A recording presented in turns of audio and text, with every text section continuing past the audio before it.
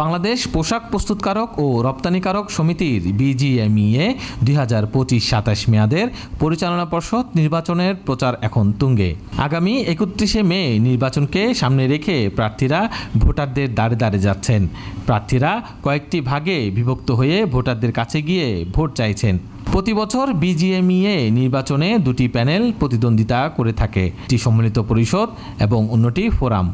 সংগঠনটির 35 পরিচালক পদে দুটি প্যানেলে লড়ছেন 70 জন। এর মধ্যে চট্টগ্রামের 9টি পদের জন্য 18 প্রার্থী রয়েছেন। এবার মোট ভোটার 1864 জন। এর মধ্যে চট্টগ্রামের ভোটার সংখ্যা 303 জন। সম্মিলিত পরিষদের প্রার্থীরা প্রচারে পিছিয়ে নেই। তারা ঐক্যবদ্ধ হয়ে ভোটারদের কারখানায় কারখানায় ঘুরছেন।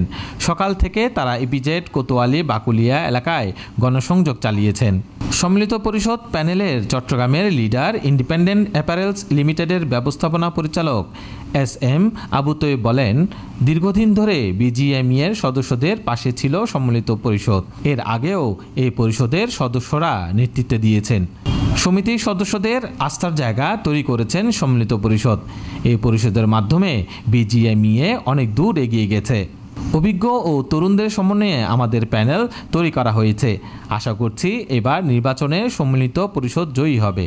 দেখুন, অতীত অভিজ্ঞতায় বিজেপিতে কাজ করতে গিয়ে যেটা দেখেছি, আমাদের সবচেয়ে বেশি মোকাবেলা করতে হয় সেটা হলো স্থানীয় প্রতিবন্ধকতা। এই সমস্ত স্থানীয় প্রতিবন্ধকতাকে অপসারণ করতে পারলে আমাদের পোশাক শিল্পের অনেক ধরনের ভোগান্তি থেকে মালিকরা মুক্তি পাবে, যেগুলি নিয়ে আমরা নিয়মিত কাজ করছি এবং আমার মনে হয় ভবিষ্যতে আমাদের এইসব নিয়ে মেইনলি কাজ করতে হবে। এখন প্রতিদিনই নতুন নতুন মেশিনাইজ যুক্ত হচ্ছে আমাদের এই শিল্পে।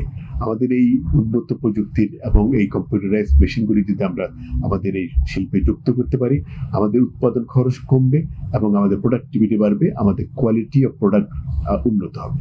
এই শিল্পে যারা নতুন প্রজন্মে যুক্ত হবে তাদেরকে আমি একটা অনুরোধই জানাবো, এটা একটা বিশাল শিল্প, হাজার হাজার মানুষের কর্মসংস্থান এখানে। সুতরাং এই কর্মসংস্থানকে টিকিয়ে রাখার জন্য তাদের নিজস্ব মেধা এবং মনন দিয়ে তারা যদি কাজ করে, ভবিষ্যতে যে নতুন নতুন চ্যালেঞ্জগুলি আসবে সেগুলিকে মোকাবেলা করে যদি সামনের দিকে এগিয়ে যাই, তাহলে আমাদের শিল্প উপকৃত হবে এবং বাংলাদেশের অর্থনীতি উপকৃত হবে। এবারে নির্বাচন চট্টগ্রামের 5 তারকা হোটেল রেডিসন ব্লুতে অনুষ্ঠিত হবে। এই নির্বাচনকে কেন্দ্র করে প্রার্থীর পাশাপাশি ভোটারদের বাড়তি উন্মাদনা দেখা দিয়েছে। সবাই চায় দক্ষ নেতৃত্বের মাধ্যমে গার্মেন্টস খাত আরও অনেক দূর এগিয়ে যাবে।